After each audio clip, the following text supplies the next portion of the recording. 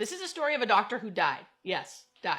And came back with a story that science can't explain. This is her near-death experience. So it starts in 1999. Dr. Mary Neal, who is an orthopedic surgeon, mind you, a mother, and definitely would consider herself a scientist. So Mary was kayaking on a remote river in Chile with her husband and a group of friends when she went down a waterfall patch, and she was stuck there underwater. And from the stories that I've heard through her and through her friends recapping this story, she was far away. It was hard to get to her, like physically, they couldn't get to where she was. And the water was rushing so hard that she couldn't get out of her kayak. She was stuck in the kayak. Her kayak was stuck and her friends and husband could not get to her. It took them at least 15 to 25 minutes just to get to her. So she was underwater, not breathing, for around 25 minutes. Now, from a medical standpoint, she's a doctor, right? She's a doctor. She understands what this means. I'm a nurse. I understand what this means. You can't be underwater not breathing for 25 minutes and still be alive. So she was clinically dead. By the time her friends and husband got to her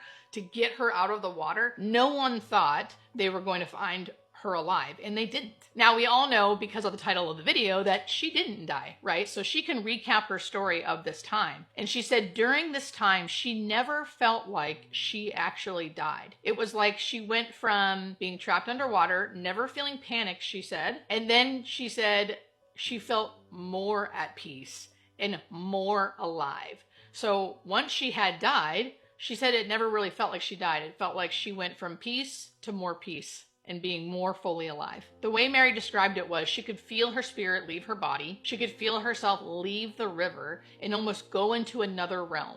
A realm that felt more real than here ever could, she said. She said she was greeted by spiritual beings, ones that felt peaceful, loving, and definitely familial and familiar. She said she didn't know what they were. She said spirit beings, angels, but she just said that they were radiating these really good, peaceful feelings. She says it felt like coming home, which I don't know if you guys see my other videos, but I often talk about dying, feeling like going home. Of course, I've never died, so I don't really know, but that is how I always felt. I've always felt like when I die, I know I'm gonna wake up in a place that feels more like home than here ever could.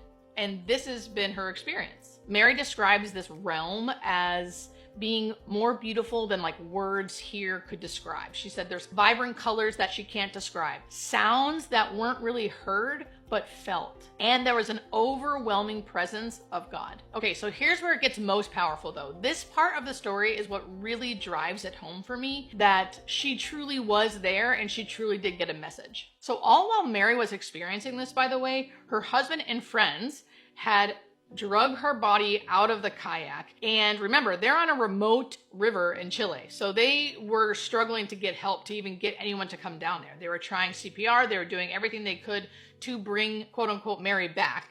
However, none of it was working, and it took a very long time for anybody to actually get a rescue team down there to get her to the hospital. By this time, Mary had been dead, brain dead, fully flatline gone for at least 30 minutes or more, which as a nurse who understands truly what that means, the fact that Mary could have ever come back and made a full recovery from that is a true miracle. Science could 100% not explain this. There is literally no way, from what we know about how the body works, that someone could be dead, not getting blood flow to the brain for 30 minutes, and come back and make a full recovery. There is no scientific way that could possibly happen, just FYI. So now back to Mary. Mary is in this loving, wonderful, peaceful place that feels like home to her. But she then gets another loving message from these beings, and I believe it was somewhat telepathically, that she could not stay here, that it wasn't her time. She still had things to do on Earth, and they gave her something very specific.